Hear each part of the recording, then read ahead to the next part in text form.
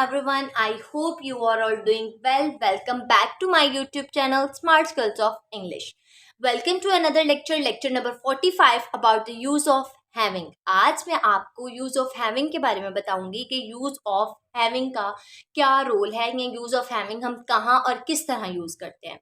So let's start our video. सबसे पहले मैं आपको ये बताती चलूँ कि लास्ट वीडियोस में मैंने जैसे आपको शुड, मस्ट एंड लेट के यूजेस बताए थे और मैंने ये कहा था कि हम आगे अपनी एडवांस इंग्लिश की तरफ जा रहे हैं, यानी कि स्पोकन इंग्लिश की तरफ जा रहे हैं, तो उसके लिए हमारे लिए ये जो यूज़ ऑफ हैविंग है या यूजेस हैं ये बहुत ज़्यादा इंपॉर्टेंट है. सुनने में ही आपको थोड़ा सा अजीब लग रहा होगा कि यूज़ ऑफ हैविंग हम किस तरह यूज़ कर सकते हैं, but it is very very beneficial for all of you. ये हमारे लिए बहुत फ़ायदेमंद होगा. आपको पता चलेगा कि यूज़ ऑफ हैविंग को आप एडवांस्ड इंग्लिश लैंग्वेज में किस तरह यूज़ कर सकते हैं.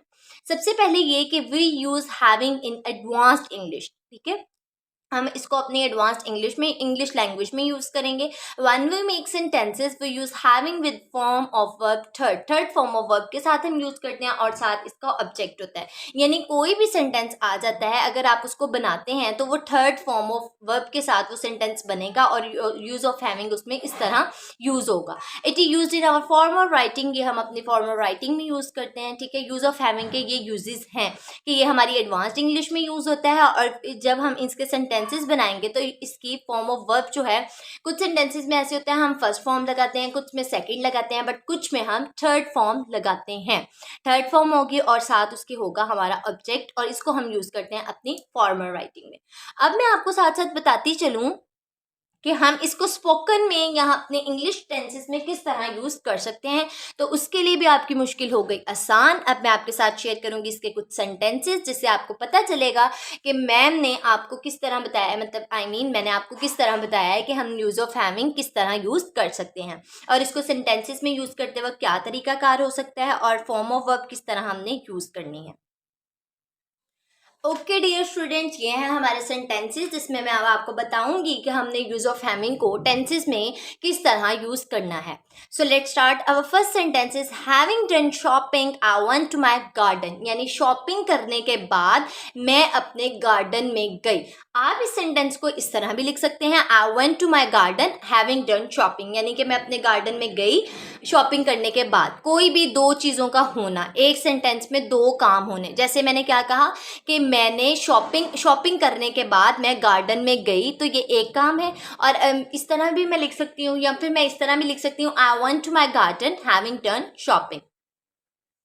इसी तरह हमारे पास दूसरा सेंटेंस ये है, having eaten dinner I washed my shirt. ठीक है, यानी दो काम हुए कि रात का खाना खाने के बाद मैंने अपनी शर्ट वॉश की. आप इस सेंटेंस को इस तरह भी लिख सकते हैं, I washed my shirt having eaten dinner. अब आपने क्या देखा कि मैंने जो सेंटेंस का फर्स्ट पार्ट लिखा है हैविंग इटन डिनर, उसमें इटन जो है ये थर्ड फॉर्म है ईट की. Eat, ate and eaten.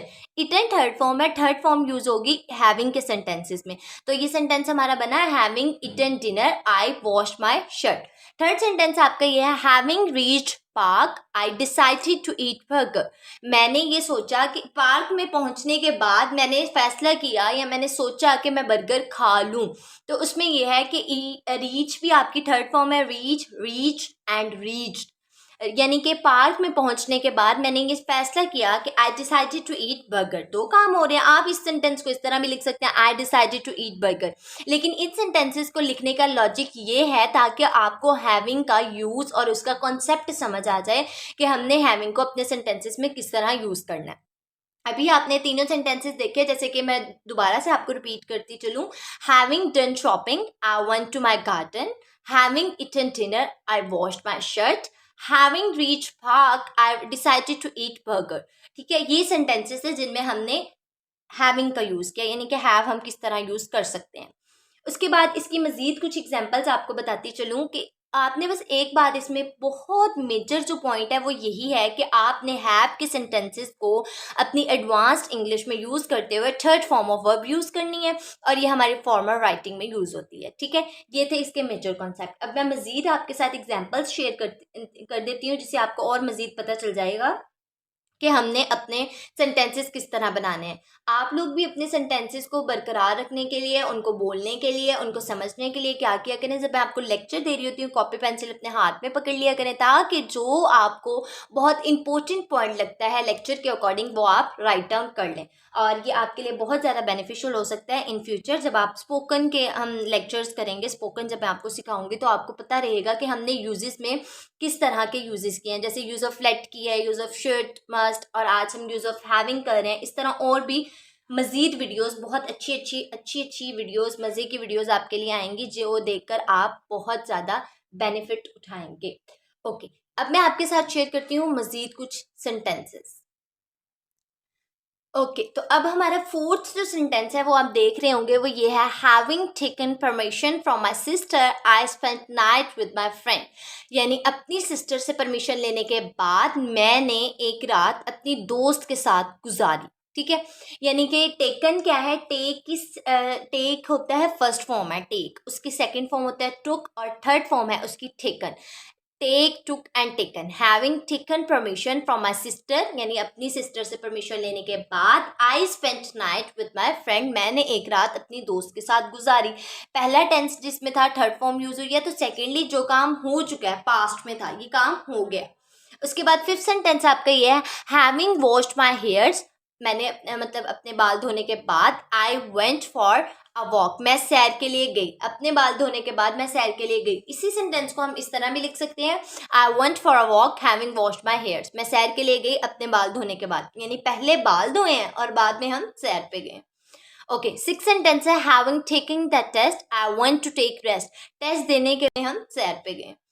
Okay, six sentence है having taking the test I went to take rest, test देने के बाद मैं जो है रेस्ट करने गई या मैंने रेस्ट किया।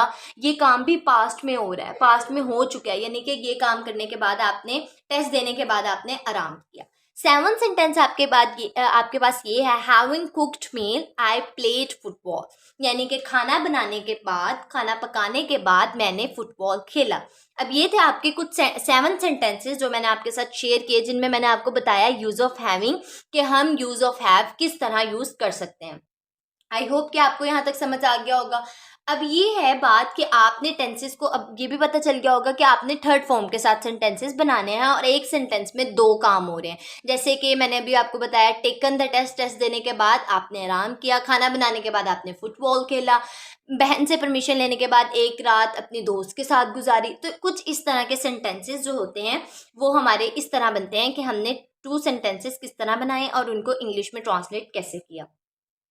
सो बेसिकली ये था आज का हमारा lecture about the use of having, lecture number 45, जिसमें मैंने आपको यूज़ ऑफ हैविंग बताया, उसके कुछ सेंटेंसेस बनाए। आई होप कि आपको ये लेक्चर बहुत अच्छे से समझ आया होगा। अगर लेक्चर से रिलेटेड आपको कुछ समझ नहीं आया तो आप मुझसे कमेंट सेक्शन में पूछ सकते हैं। इंशाल्लाह आपसे मुलाकात होगी एक नए लेक्चर में कुछ नई चीज़ों के साथ। तब तक के लिए अल्लाह हाफिज़। Please subscribe my channel and don't forget to like, comment and share, and also hit the notification bell to stay updated with all future lessons. Remember me in your precious prayers. Until next time, fi amanillah. Have a good day.